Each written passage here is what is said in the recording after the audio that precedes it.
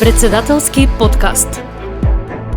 Господине Кимовски, кој е вашиот идол, пример кој што ве следи во живот? Мојот, се извинувам како? Вашиот идол, пример што ве следи во животот, без разлика дали станува збор за политика, спорт, обичен живот. Кога сум бил помал, тоа бил Јосип Брз Тито, а сега е Новак Џоковиќ. Зошто? Па како можеш да не му се дивиш на Тито и на неговата политика на братство, единство, на почитување сегдени светот, дали неговите политики беа успешни, не покажа дека на ниеден погреб, на ниеден председател не присуствува 136 делегации на председатели на влади и на држави. Значи, тоа е само една потврда за квалитетот на неговата политика. А што се однесува до Новак Џоковиќ, Новак Џоковиќ за мене е пример на човек со достоинство, со став, со волја, со страшен спој на Божја дарба, но и на многу работа, на истрајност и едноставно момчето покажа дека се работи за институција. Не се вакцинира и изгуби повеќе од 8.000 бодови, пак се врати на првото место и се уште е на прво место. Кимовски, споменувате... Значи, не треба, он е вистински пример каде принципите се поважни од се. Споменувате личните кои што се од поранешна држава. Од нашите политичари има ли некои личности овие 30 години кој беше најдобар председател? Има ли некој кој што заслужува внимание? Да, Киро Глигоров заслужува внимание. Маде, мислам дека и Борис Трајковски. И Борис Трајковски се покажа како добар председател со многу контакти. Нека му е лес на земјата. И на едниот и на другиот. Споменате Џоковиќ. Спортот. Сте били успешен спортист, каратист. Само карате или нешто друго? Кошарка, па фудбал? Па јас се играв и кошарка и фудбал најмногу, но на крајот се определив за каратето. Во тоа време кога каратето беше меѓу поразвиените спортови. Поразвиените спортови и во Македонија и во Југославија. Тогаш од 5 тежински категории, 3 Македонија задолжително прво место имаше. Во те категории беше прва? Во 5 во 3 Македонија имаше шампиони Југославија. Назим Куртовиќ беше 11 години капитен на југословенска репрезентација. Во спортот што може да направи председател? Да ги мотивира, не може да ги спонзира, меѓутоа може да... Па не може да ги спонзорира, меѓутоа можеме да направиме ние, видете, ние направивме академија за спортисти. Направивме и средно училиште. Да. Академија за спортисти и ние мора да направиме анализа дали некој спортист од таму излезе до сега или таму отприлика по врски, по партиски ключеви се запишуваат деца без да има доволно талент. Идејата на таа спортска гимназија е децата повеќе да спортуваат, а помалку да учат она што е најбитното, нормално да не останат октруирани од науката и од образованието, меѓутоа многу повеќе да се посветат на спортот и на врвните спортски резултати. За сега не можем да или јас не знам или не сум слушнал за некој резултат од спортската гимназија. Омилен спорт споменавте, добро, каратето, тенисот, што следите сега? Гледате надпревари, навивате за некој, имате Манчестер, Ливерпул, не знам, Милан. Фудбал не гледам, кога игра македонска репрезентација гледам, кошарка да гледам. Нормално Јокич ме интересира, Дончич и така. Да. Јокич е за мене исто така една многу интересна спортска фигура со каква леснотија си се поигрува со своите противници. Тоа е вистински пример на една страшна психомоторика. Значи, што мозокот ќе му помисли, тоа телото му прави. А телото и физичката физиономија не му изгледаат баш кошаркачки. Да, страшна координација меѓу мозокот и телото, страшна психомоторика и тоа е едно младо момче кое што кошарката за него представува игра. Како да ви кажам, како некој добар математичар, кога му иде математика, нема проблем, каква сакаш задача дај му, тој ќе ти ја реши со било каква леснотија, така да и било каква тешка, комплицирана ситуација каде што се крши резултатот или треба да се преврти, за Јокич тоа не представува проблем. Со книгите како стоите, како граначелник имате време да читате? Па доста пратам на интернет. На интернет доста. По цели ноќи седам на интернет, читам, пратам, гледам. Што посебно? Класика, нешто книга сте не. прочитале? Меѓутоа, ова што ме интересира, геополитика, такви работи, тоа доста пратам, доста читам. Со музиката? Рок генерација сте или поп или Па јас сум повеќе за поп. кои беа ваши умели? Поп и народно. групи? Па у тоа моje време беше, нели, Здравко Чолич беше вака хит. Па има многу, како не. Значи, тука сите од тоа време, и Индекси, и Бело дугме, и Генерација 5, и значи многу. Добро, Лепи сол кај нас, веројатно. Лепи сол, ван конкуренција. Во позитивна смисла на зборот. Кај уметноста, кај филмот, глумци, филмови имате ли време да гледате или Па, поради јас сум повеќе љубител на оние стари филмови, вестерн? Не? па и вестерн, и акциони, например, филмови со Чарлс Бронсон, Аха. секогаш се тоа интересни филмови. Сега во поново време, да речеме, го обожавам Бред Пит. Аха. Секогаш има добри филмови. Расел Кроу. Кај глумеците има некои актерките? Молам? Кај актерките? Па, од помладиве не можам нешто посебно да издвојам. Со театар? Со театар пред едно 4 месеца бевме со сопругата во драмски театар и така гледам полна. На мојот маш или? Молам? На мојот маш, викаме. Да. Значи, полна сала, браво, и претежно гледам млади деца беа. Тоа е добро, тоа е за... И тоа ме радува. Кога ви биле денеска млад, средношколец, на кој факултет би се запишеле сега? Што би училе, на што би Пак се на посветиле? економски факултет би се. Пак на економски? Пак на економски. Не се предомисливте се. Не се предомислив, иако математика, да речем, математика 1 положив со 9, математика 2, тоа е виша математика, која ние, бидејќи ја завршив средно економско, не сме училе вишата математика, теки графикна функција, лимес, интеграли, диференцијали, симплекс методи, матрични и така натаму. И јас ги знаев само броевите да ги пишувам и плюс по минус дека дава минус, минус по минус плюс. 6 пати полагав математика 2. Значи јас имам паднато само 2 испита, политичка економија и математика. А просекот Кај на Шаровски или кај...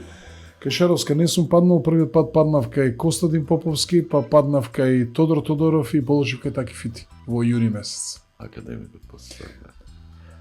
Тоа Но во ниеден момент не не сум... би се запишеле за информатика, медицина, тоа е модерно. Не, повторна економија. Немаше притисок од семејството, од родителите. Татко ми многу економски. сакаше да бидам официр. Воена академија. Воена академија. Да, тоа му беше голема желба. Татко ми се уште жив и здрав. Има 87 Ве година. убедуваше да... Па не, ќе беше многу среќен јас да бев официр. А и некако мојот карактер одговараше на тој позив и јас кога бев на ослужување на војниот рок во Славонска Пожега, бев заменик командир на вод. Тоа беше инструкторски голем вод, 65 војници и вика рожен си бре за официра. И да размислувате да се запишете или не? Па не, никогаш не сум размислувал да се запишам. Како дете, кога бев мал, сакав да бев пилот, да бидам пилот. И тоа на воен авион. Во тоа време МиГ-19 беше најдобар. Кога бев дете. Кога биле денеска студент, ќе планирате како најбрзо да заминете во странство, како што на сите анкети размислуваат најголем дел од студентите или... Па ја и тогаш можев да заминам во странство. Јас работев 2 години во Белград, можев да останам во Белград, ако сакав, јас се вратив во Македонија, така да... Мене странството не ми е предизвик. Како ќе решите војната во Украина ако сте Бајден, Макрон, Путин или Зеленски, Ердоган? Не е се исто кај сите. Ако си Макрон, ама не го спомна Трамп. Ви Трамп ќе го спомне. Па ако ја завртиш славината и нема финансиска помош и во оружје и во пари, тоаш војната ќе мора да запре. А ако таа славината се отпушти, се даваат и натаму пари и вооружување се испраќа во Украина, војната ќе натаму ќе продолжува. Мора има така опција дека што повеќе максимално оружје да се даде на Украина, така може Русија да биде поразена. Кој може да биде поразен? Русија може да биде поразена.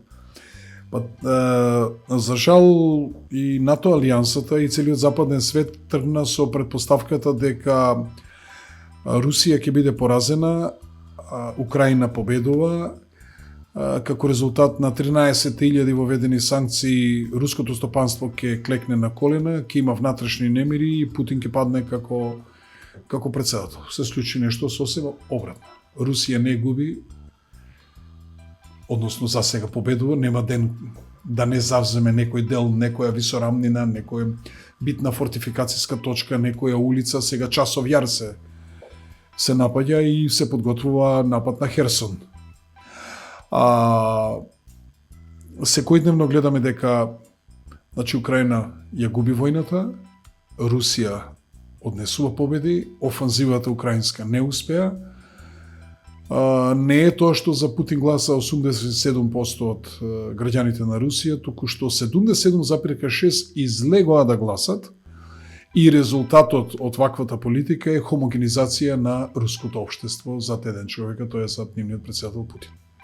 Што значи дека сите претпоставки и сите планови не излегоа така како што треба и сакале некеле таму веројатно ќе мора да се оди на некој мировен договор.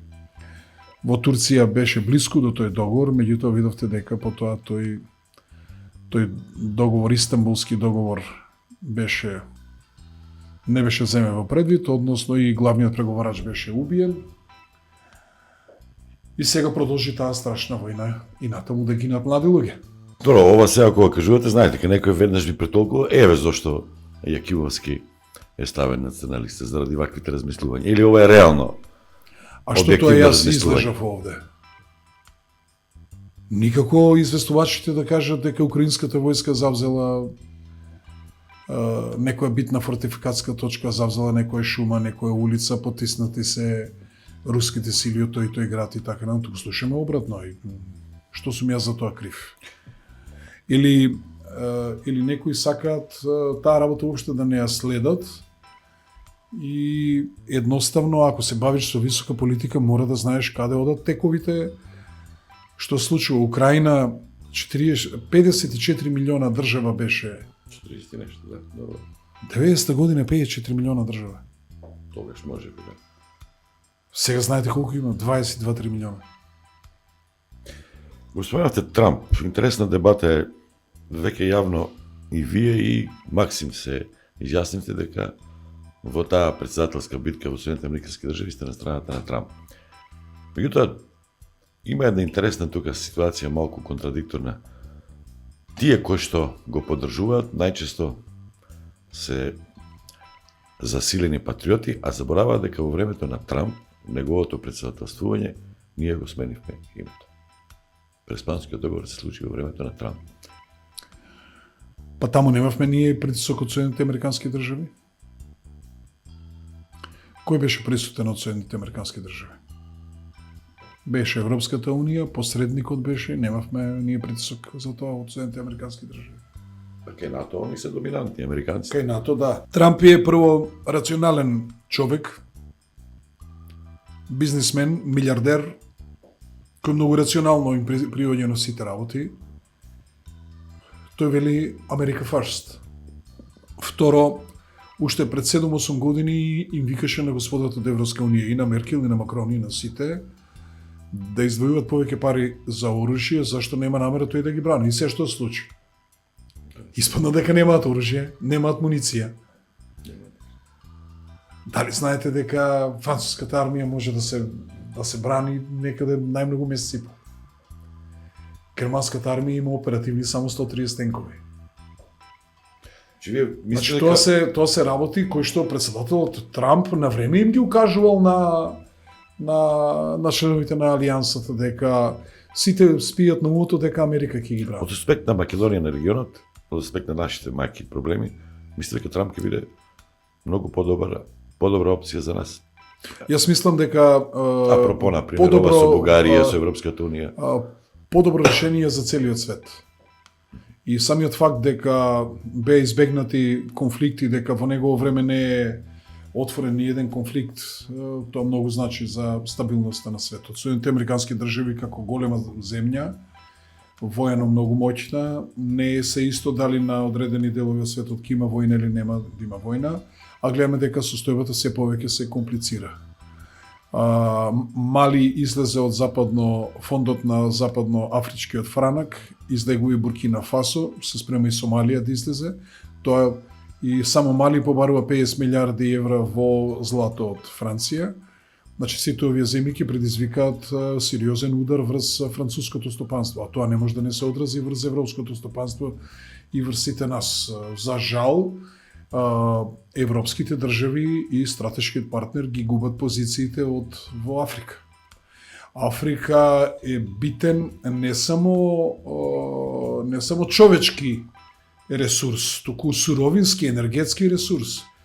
И тие тамо во Африка викаат повеќе ураниум по $41 нема шанса да земете. Тоа значи дека атомските централи во Европа ќе работат со многу поскап ураниум, тоа значи дека енергијата ќе биде поскапа и тоа значи дека производите кои што ќе бидат произведувани во Европа ќе бидат многу поскапи и автоматски цела Европа ќе губи конкурентската способност во однос на тајванските, во однос на кинеските, во однос на јапонските, индиските производители, американските и така натаму, и тоа значи дека ние сите ќе бидеме во една сериозна опасност. Ако сте член на Македонско-бугарската историјско-образовна комисија, кратко да ми кажете кое решение би го предложиле? За Гоце Делчев, за ВМРО, Втора светска војна, бугарска окупација, администрација, фашисти. Ама за бугарската окупација тоа прашање го разрешивме на начин како што го имат разрешено Германија и Франција, Германија и Полска, Германија и Чешка.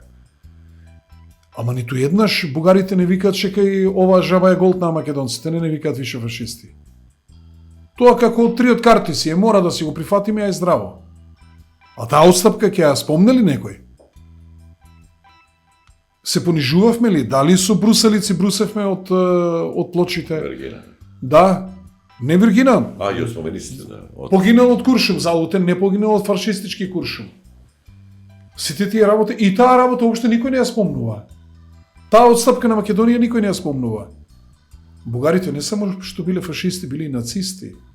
Значи, они си го имаат подпишано. А не бугарите, бугарската држава во тоа време, или бугарската власт во тоа време. Па ја не знам дека имале востанија против бугарската држава, бугарската власт. Туку си ја слушале бугарската држава. Добро, како председател, што би сториле? Би инсистирале таа комисија да се растури, да се направи некое друго тело или да се убрза нејзиното работење со странски експерти, например? Дека ќе прво европските народи треба да се помират и тука нема дискусија околу тоа прашање. И треба да се помириме. Сеништата на минатото треба да бидат зад нас. Еден таков позитивен исчекор ние направивме со тоа што повеќе бугарите не ги викаме фашисти. И од сите документи и сите плочи каде што стоеше погинал од бугарски фашистички Куршум, стои погинал само од Куршум. Значи таа работа битна ја тргнавме. Второ, не сакаме да разговараме за нашиот идентитет и за јазик, а за историските личности нека разговараат историските комисии, нека вадат документи. Ако се договорат добро, ако не се договорат пак добро. Не можеме да бидеме заробеници на историјата. Ако нашите вадат документација дека тој револуционер бил македонец по род, а тие вадат дека, не знам, Гоце Делчев бил бугарин по род, како резултат на тоа што учил во една гимназија во Софија. А јас викам, па чекај, во една гимназија учил и Михаил Апостолски. И учил генералштабна школа во Србија. Значи ли дека е србин? Значи ли дека Лазар Колишевски, бидејќи во Крагуевац им учено средно училиште, дека е србин? Што треба да учат, или што ќе учат нашите деца и внуци за 2001 година? Конфликт, агресија од надвор, војна, бунт, борба за човекови права, терористи. Дали за тоа ќе треба комисија да правиме по примерот на бугарско-македонско? Па ќе треба. Ако со бугарите менуваме некои работи, ќе треба и тука, затоа што тие што ние ги викавме терористи и тие што викавме дека прават бунт и така натаму, везена војна, после ни седна во министерските фотели, во собранието, Ќе треба, значи, таму... Ако сме подпишале Охридски рамковен договор, треба да видиме како тоа прашање ќе го дефинираме. Армијата на Република Македонија, вие инсистирате цело време на посериозно вооружување, посилна армија. Останувате на тој став или пак нашата армија не треба толку пари да троши, веќе над 2% од бруто националниот доход. Мислам дека се издвојуваат.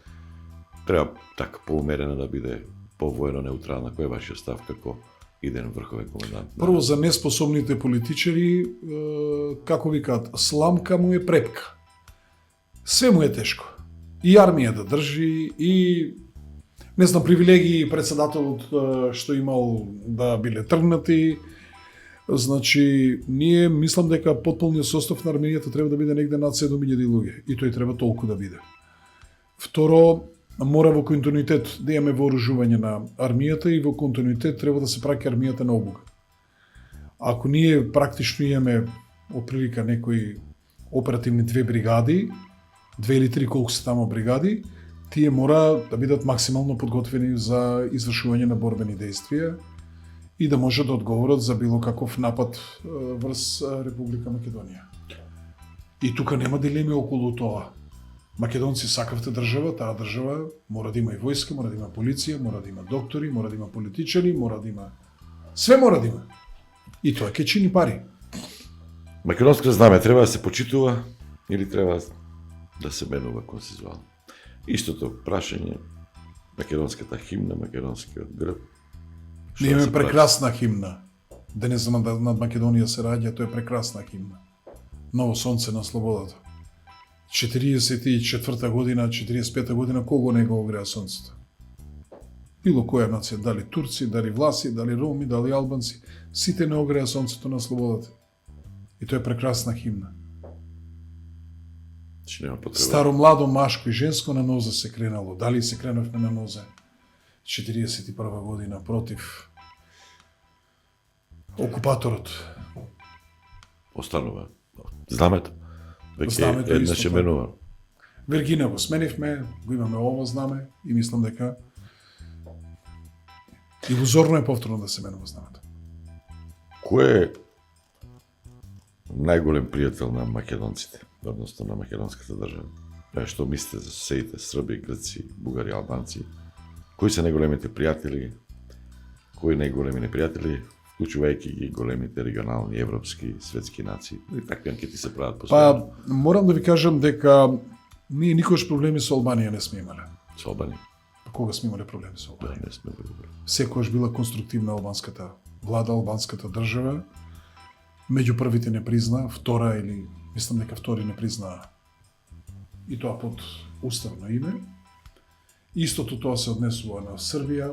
Србија поштено врати тоа што зела 1918 година.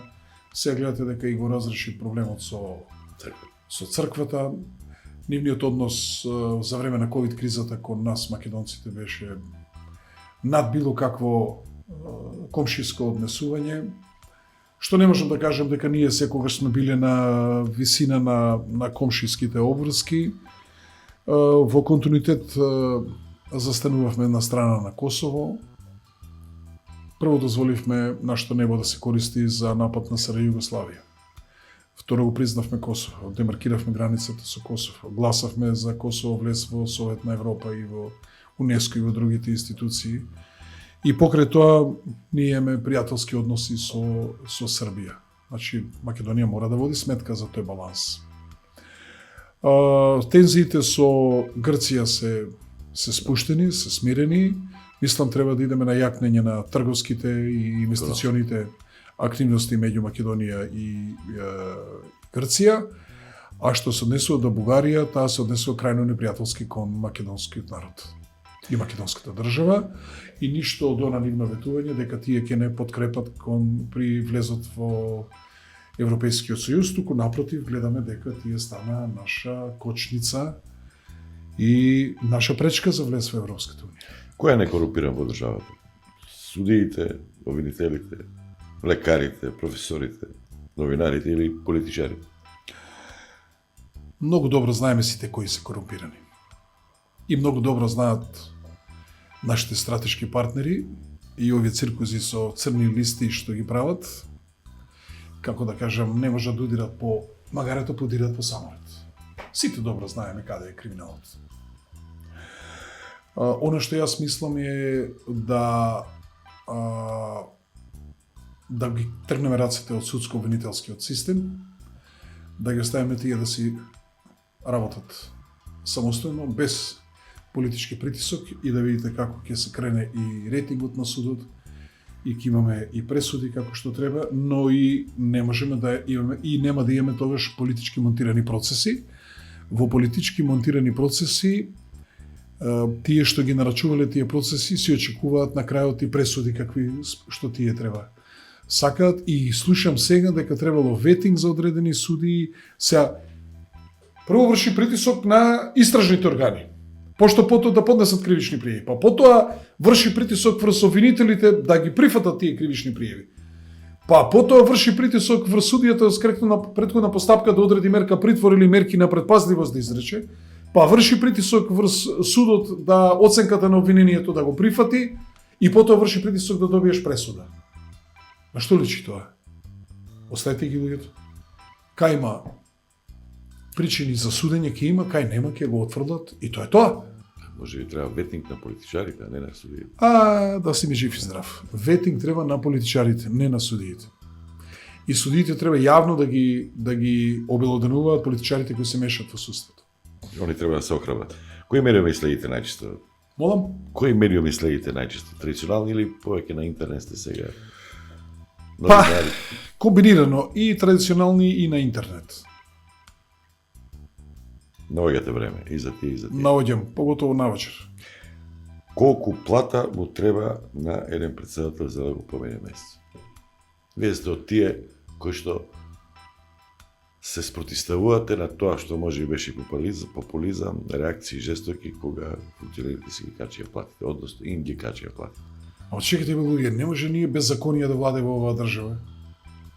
Не може на секого да му се качува платата, ама на функционерите да не се качи. И кога ќе се качи, чекај, тоа било многу. Знаеме ли ние да почитуваме закон? Ако законот вели просечната плата помножена на коефициентот се добива платата на функционерот, тоа е тоа. Ќе научиме да почитуваме закон. 10 години платите на функционерите не биле покачени. Јас сеќавам кога бев министер за економија, станав министер, јас имав 21.700 денари плата, тоа е нешто 360-70 евра. Во исто време мојот колега на Косово имаше 800 евра, а мојот колега во Албанија имаше 1300 евра. Плата. А македонскиот министер 300 и кусур евра и 15.000 денари имавме паушал. Во тој не влегуваше во тоа бе на Бранко Црвенковски измислиците, не влегуваше во придонесите. И тоа е добро? Па не, секако дека не е добро. Ние мора да научиме да сега дали се изедначивте со другите колеги градоначалници или да, ја мислам дека оваа плата сосема доволна. Со оглед на силата на стопанството кое што го имаме во Македонија, а мислам дека треба драстично покачување на платите на судиите, на обвинителите, на докторите и на професорите. Кажете ми зошто сам го кажавте тоа, но еве сега од дистанца не го потпишавте кодексот со другите претседатели, само заради тоа што нефер односот го влечете од недоволната минутажа на медиумите и недоволните средства што ги дава државата за учество и за спроведување кампања на помалите, или има и други причини, например, еве дебатата колку што гледам се уште не се случи. Па како да потпишеш кодекс за фери демократски избори во кои двајца кандидати се фаворизираат? Едниот зел 1.650.000, другиот зел 1.650.000, а ние по 100.000 евра. За рекламирање, за реклама и пропаганда. И тоа е фери демократски избори се. Дали тука постои дискриминација? Има ли оваа држава уставен суд? Како е тоа можно? Ние се кандидираме со два услова, или 30 пратеника, или 10.000 подписи. Еден од тие критериуми ако го исполниш, од каде некој го влече правото да зема од купчето пари во 13 пати повеќе во однос на било кој друг? Изгорено тоа треба да внимаваме што зборуваме. Изгорено тоа нема да имаме ниту една дебата. Во која тоа држава? Тоа дефинитивно сега ми стигна порака, еве од Телма стигна порака дека 4 кандидати били пријавени, откажал и председателот Пендаровски откажал и он нема да учествува во дебатата. И Силјановска Давкова. И Силјановска Давкова. Господата Силјановска Давкова практично го потврдува она правило дека професорот еден ден порано која е разликата меѓу студентот и професорот? Па професорот еден ден порано си учи лекцијата. Лекциите што ги има научено, таа само ги раскажува пред партиските послушници кои се должни да ја слушаат. Ама тоа што го научила, добро е да го протресеме малку со своите против кандидати. Тие цитати што ги имаме, господинот Стево Пендаровски, јас не можам да се изначудно да видиш 5 години председател на Република Македонија, да располагаш со толку многу информации, да сретнеш со толку многу луѓе и да не владееш суверено, да не ја владееш таа материја, да избегаваш дебата. Дефинитивно нема во првиот круг или се уште постои шанс. Да, сега стигне, пораката од ТВ Телма. Сакаше да организира. Ај кажете ми, какви председатели ќе бидат тие кога бегаат од дебати? Ако си кукавица во кампањата, како не ќе бидеш ти добар? Може и МТВ треба малку да запне, он е јавен сервис, они треба таму личи најмногу да се направи јавна дебата. И ова е прв пат да нема дебата. Сеќавате на Гзимо Острени како председателски кандидат. Сеќавате на Мироше Хоџа. Сеќавате на Блерим Река Минан, извонреден беше. Сеќавате на Имир Салмани. Како знаевме дека Имир Салмани е добар кандидат за председател и над 50.000 македонци го гласа, ако не го слушнеме во дебатите. Ова е срам за македонската демократија. Ова е срам за 20 представници на најголемите две политички партии, кои очигледно дека кога би одале сами не би собрале ни потписи да се кандидираат. Меѓутоа на крилата на партиите сметаат дека ќе станат председатели, криејќи се од својот народ. Ова е делумно и во добар дел и оценка на досегашниот тек на кампањата. Имате уште нешто да дадете? Слогани, дали нешто има црно, дали подметнувања? Па не, немам ништо. Се урок службе. Се урок на службата, гледате како очекуваат дека партиските војници, партиските гласови ќе ги направат председатели, а не граѓаните на Република Македонија. Че они веруваат само на и се обраќаат. Само веруваат од партиските кадри и партиските гласови дека нив ќе ги направат председатели, а јас верувам дека граѓаните ќе ме направат председател на Република Македонија. И ја живеам и работам за нив. Во вториот круг ќе речете, ќе влезам, ама еве. Ако не влезете, ќе излезете, ќе кажете каде да гласаат тие што гласале за вас или ќе ги оставите сами. Во вториот круг што правиме ако не влезе Стево Пендаровски? Во вториот круг што правиме ако нема цензус? Пошто вака од Пендаровски треба да го прекрстиме во Бегановски. Што правиме ако не влезе во вториот круг? Ништо, ќе се одржи пак вториот круг. И тоа ќе имаме добра дебата со Двајца ќе бидат. Со професорката која што еден ден порано си учи лекцијата од однос на студентите. Ќе има цензус. Сега за сега. Па сега за сега очекувам дека Колку гласачи има? Вие имате анализи правите. Има во моментот 1.200.000, 1.100.000. Тука се негде околу 1.200.000. Од 1.800.000. Од 1.800.000. За да излезат. Молам? За да излезат 900.000, тоа треба да излезат 75% од присутните, така има. Да. За да биде 50%, така? Да. Тоа е голем број. Па сега да прашам, овие председателски кандидати се трудат ли да ја направат атрактивна оваа борба? Се трудат ли со тоа што избегнуваат дебати, влијаат ли на паѓање на цензусот или не влијаат? На тој начин, да. Нели им е срам што не даваат придонес, напротив, да ја направат поатрактивна председателската кампања. Како е можно, јас за локални избори имав три дебати и разговараме за паркови, за канализации, за водоводи, за фасади, А се разговараме, имаме кандидати кои што предлагаат промена на устав, со кој што македонците ќе се избришат од уставот. Последното место, последниот документ во кој што стои македонци предлагаат да се избришат. Граѓански устав, да. Да, предлагаат, така ќе сме ги зезнале бугарите, многу јако ќе сме ги зезнале. Второ, имаме кандидати кои предлагаат напуштање на Отворен Балкан. Има, да. Има кандидати кои предлагаат промена на избор на председател во парламентот. Значи председателот да стане продолжена рака на партиите, да биде дел од политичкиот партиски пазар и кога, например, ќе падне владата, да падне и председателот. Таква држава ни треба. Па зар не ни треба на нас председателската функција да биде стабилна функција, да извира од народот, од граѓаните, директно да биде гласана. И ова не се теми за разговор. Се надевам дека има уште време, ќе успеете една дебата да ги намолиме. Во интерес на јавноста е.